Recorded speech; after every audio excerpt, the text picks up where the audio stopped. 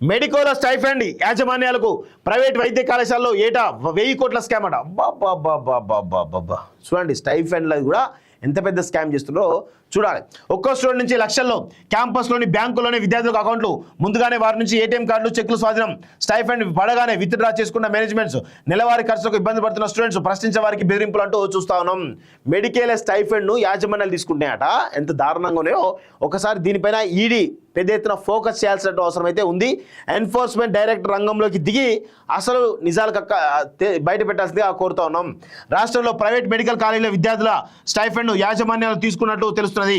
వారి వద్ద చదివే ఒక్కో విద్యార్థి నుంచి యాజమాన్యం 50 నుంచి 70% స్టైఫండ్ డబ్బును స్వాహా చేస్తున్నట్టు సమాచారం. ఇలా ఏటా అన్ని కాలేజీల యాజమాన్యాలు వెనకేసే డబ్బు 1000 కోట్లకు పైగానే ఉంటుందని సమాచారం.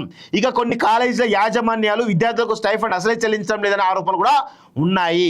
సౌకర్యాలు లేకున్నా భారీగా డబ్బులు దండుకొని సీట్లు నింపుకొని విద్యార్థులకు చెల్లించేటువంటి స్టైఫండ్ విషయంలో మాత్రం చుక్కలు చూపిస్తున్నాయి. ఎన్నో మార్లు తమ యాజమాన్యాలకు వినతి పత్రాలు ఇచ్చి అలసిపోయిన విద్యార్థులు ఏకంగా ధర్నాలకు దిగుతున్నా ఇలాంటివి ఎన్నో చూసాంలే అన్నట్టుగా మేనేజ్మెంట్ బెదిరింపులకు దిగుతున్నట్టు తెలుస్తోంది. అసలు ఎంత చెల్లించాలి? నిజానికి ఎంబీబీఎస్ పూర్తయినటువంటి విద్యార్థులు ఏడాది పాటు ఇంటర్న్షిప్ చేయడానికి డ్యూటీ డాక్టర్లుగా పనిచేయాల్సి ఉంటుంది. రాష్ట్రంలో వీరి కోసం 2023లో జీవో నెంబర్ 15 తీసుకొచ్చారు. దీని ప్రకారం 25,906 ప్రతి నెల ఏడాది పాటు చెల్లించాల్సి ఉంటుంది. ఇక పీజీ డాక్టర్లు అయితే first year 58,000, second year 61,000, third year 64,000. PG diploma first year విద్యార్థులకు 58,000, సెకండ్ ఇయర్ వారికి 61,000 చెల్లించాలని సదరు జీవోలో స్పష్టంగా ఉన్నది. ఇదంతా కాగితాలకే పరిమితమైంది. వీరికి ఇచ్చే వేతనాలు రోజువారీ కూలీల కన్నా తక్కువగా ఉన్నాయని విమర్శలు వస్తున్నాయి. ప్రైవేట్ కాలేజీల ప్లాన్ ఏంటంటే కాలేజీలో ఎవరైనా స్టూడెంట్ అడ్మిషన్ తీసుకున్న వెంటనే వారితో కాలేజీకి చాలా దగ్గరగా ఉన్నటువంటి బ్యాంకులో అకౌంట్ తీస్తున్నారు. మరోవైపు ఆ బ్యాంకు నుంచి 36 విత్డ్రా ఫామ్స్ చెక్కులపై ముందుగానే విద్యార్థితో సంతకం చేయించుకొని యాజమాన్యాలు తీసుకుంటాయి. ఇక మరికొన్ని మేనేజ్మెంట్లు అయితే ఏకంగా ఏటీఎం కార్డును స్టూడెంట్కి ఇవ్వకుండా తమ వద్దే ఉంచుకుంటున్నాయనే ఆరోపణలు వినిపిస్తున్నాయి. నేషనల్ మెడికల్ కౌన్సిల్ నిబంధనల ప్రకారం కేవలం చూపించడానికి మాత్రమే వారి అకౌంట్లో డబ్బులు వేసి తిరిగి వెనక్కి తీసుకున్నట్లు తెలిసింది. బెస్ట్ ఉదాహరణ ఇదే. హైదరాబాద్ సమీపంలో మెడికల్ కాలేజీలో పీజీ విద్యార్థులు తమకు రావాల్సిన స్టైఫండ్ కోసం పోరాటం చేశారు. ఇది గమనించిన మేనేజ్మెంట్ ముందు వరుసలో ఉన్న పీజీ విద్యార్థులు టార్గెట్ చేసింది. ఒక్కొక్కరిగా పిలుస్తూ బెదిరింపులకు దిగింది. అయితే భయపడిన పీజీలు తమకు రావాల్సిన డబ్బుల్లో కనీసం సగమైన చెల్లించాలని పట్టుబట్టారు. మరీ దారుణంగా కేవలం 12,000 ఇస్తామంటూ యాజమాన్యం బేరాలు మొదలుపెట్టింది. చివరిగా 17,000 కన్నా ₹1 సైతం ఎక్కువ ఇచ్చేది లేదని తేల్చెప్పింది. ఓ 25,000 ఇస్తారేమని ఆశించిన పీజీలకు నిరాశ ఎదురైంది. దీంతో వారు నిరసన కొనసాగించారు. దీంతో యజమాని ఇక్కడే ఫ్యామిలీ సెంటిమెంట్ ట్రిక్ ప్లే చేసింది.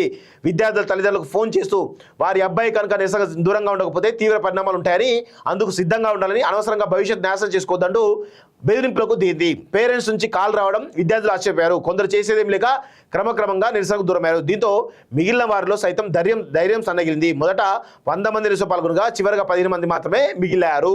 గతంలోనే నోటీస్ ఇచ్చిన నేషనల్ మెడికల్ కమిషన్ అంటూ చూస్తా ఉన్నాం. సో చూడండి, స్టైఫండ్ చెల్లించాల్సిందే. 2 రోజులు కొనసాగుతున్న మెడికల్ దీక్ష. మహావీర్ ఇన్స్టిట్యూట్ ఆఫ్ మెడికల్ సైన్సెస్లో నిరసన అంటూ చూస్తున్నాం. 2 రోజులు కొనసాగుతున్న మెడికల్ దీక్ష, మహావీర్ ఇన్స్టిట్యూట్ ఆఫ్ మెడికల్ సైన్సెస్లో నిరసన అంటూ చూస్తా ఉన్నాం. సో ఇట్లా ఇది ఒకటే కాదు, మల్లారెడ్డి కానీ పల్లాకు సంబంధించినటువంటి కానీ మిగతా అన్ని మెడికల్ కాలేజీలలో చాలా పెద్ద ఎత్తున ఎక్కడికక్కడ ఈ స్టైఫండ్ల విషయంలోనే 1000 కోట్ల అక్రమాలు జరిగినాయి. అంటే మిగతా విషయంలో పేమెంట్ సీట్లు ఎంత పెద్ద ఎత్తున సార్, ఎన్ఆర్ఐ పేమెంట్ సీట్లు అని చెప్పేసి, ఎన్ఆర్ఐ కోటా కింద అని చెప్పేసి కోట్ల రూపాయలు మింగుతా ఉన్నారు. దయచేసి ఈడీ దగ్గర ఈ కేసు ఉంది. ఎన్ఆర్ఐల పేరిట కోట్ల రూపాయలు దండుకుంటున్న మెడికల్ కాలేజ్ దాంట్లో పెద్ద ఎత్తున గతంలో సోదాలు కూడా జరిగినాయి కదా. సో ఇప్పుడు ఏం చేయాలి? ఈ మెడికల్ సీట్ల దందాతో పాటు ఈ ఏదైతే స్టైఫండ్ ఉందో ఈ దందా కూడా పెట్టాలి. ఎందుకంటే 1000 కోట్లు ఇది ఈడీ రంగంలోకి దిగాల్సిందే కదా.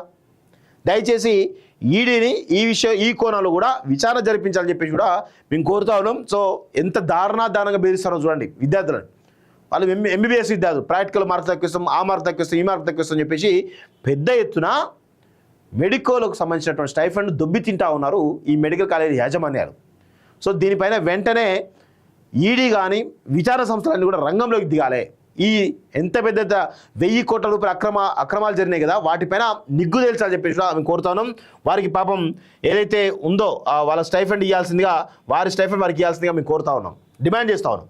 మెడికోల స్టైఫండ్ యాజమాన్యాలకు ప్రైవేట్ వైద్య కళాశాలలో ఏటా 1000 కోట్ల స్కామ్ అట.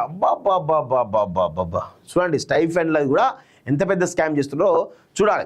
ఒక్కో స్టూడెంట్ నుంచి లక్షల్లో క్యాంపస్లోని బ్యాంకుల్లోని విద్యార్థులకు అకౌంట్లు ముందుగానే వారి నుంచి ఏటీఎం కార్డులు చెక్లు స్వాధీనం స్టైఫండ్ పడగానే విత్డ్రా చేసుకున్న మేనేజ్మెంట్స్ నెలవారీ ఖర్చులకు ఇబ్బంది పడుతున్న స్టూడెంట్స్ ప్రశ్నించే వారికి బెదిరింపులు అంటూ చూస్తా ఉన్నాం. మెడికేల్ స్టైఫండ్ను యాజమాన్యాలు తీసుకుంటున్నాయట. ఎంత దారుణంగా ఉన్నాయో ఒకసారి దీనిపైన ఈడీ పెద్ద ఎత్తున ఫోకస్ చేయాల్సిన అవసరం అయితే ఉంది. ఎన్ఫోర్స్మెంట్ డైరెక్టర్ రంగంలోకి దిగి అసలు నిజాలు బయట పెట్టాల్సిందిగా కోరుతా ఉన్నాం. రాష్ట్రంలో ప్రైవేట్ మెడికల్ కాలేజీల విద్యార్థుల స్టైఫండ్ యాజమాన్యాలు తీసుకున్నట్లు తెలుస్తున్నది. వారి వద్ద చదివే ఒక్కో విద్యార్థి నుంచి యాజమాన్యం 50 నుంచి 70% స్టైఫండ్ డబ్బును స్వాహా చేస్తున్నట్టు సమాచారం. ఇలా ఏటా అన్ని కాలేజీల యాజమాన్యాలు వెనకేసే డబ్బు 1000 కోట్లకు పైగానే ఉంటుందని సమాచారం. ఇక కొన్ని కాలేజీల యాజమాన్యాలు విద్యార్థులకు స్టైఫండ్ అసలే చెల్లించడం లేదనే ఆరోపణలు కూడా ఉన్నాయి. సౌకర్యాలు లేకున్నా భారీగా డబ్బులు దండుకొని సీట్లు నింపుకొని విద్యార్థులకు చెల్లించేటువంటి స్టైఫండ్ విషయంలో మాత్రం చుక్కలు చూపిస్తున్నాయి. ఎన్నో మార్లు తమ యాజమాన్యాలకు వినతి పత్రాలు ఇచ్చి అలసిపోయిన విద్యార్థులు ఏకంగా ధర్నాలకు దిగుతున్నా ఇలాంటివి ఎన్నో చూసాంలే అన్నట్టుగా మేనేజ్మెంట్ బెదిరింపులకు దిగుతున్నట్టు తెలుస్తోంది. అసలు ఎంత చెల్లించాలి? నిజానికి ఎంబీబీఎస్ పూర్తయినటువంటి విద్యార్థులు ఏడాది పాటు ఇంటర్న్షిప్ చేయడానికి డ్యూటీ డాక్టర్లుగా పనిచేయాల్సి ఉంటుంది. రాష్ట్రంలో వీరి కోసం 2023లో జివో నెంబర్ 15 తీసుకొచ్చారు. దీని ప్రకారం 25,906 ప్రతి నెల ఏడాది పాటు చెల్లించాల్సి ఉంటుంది.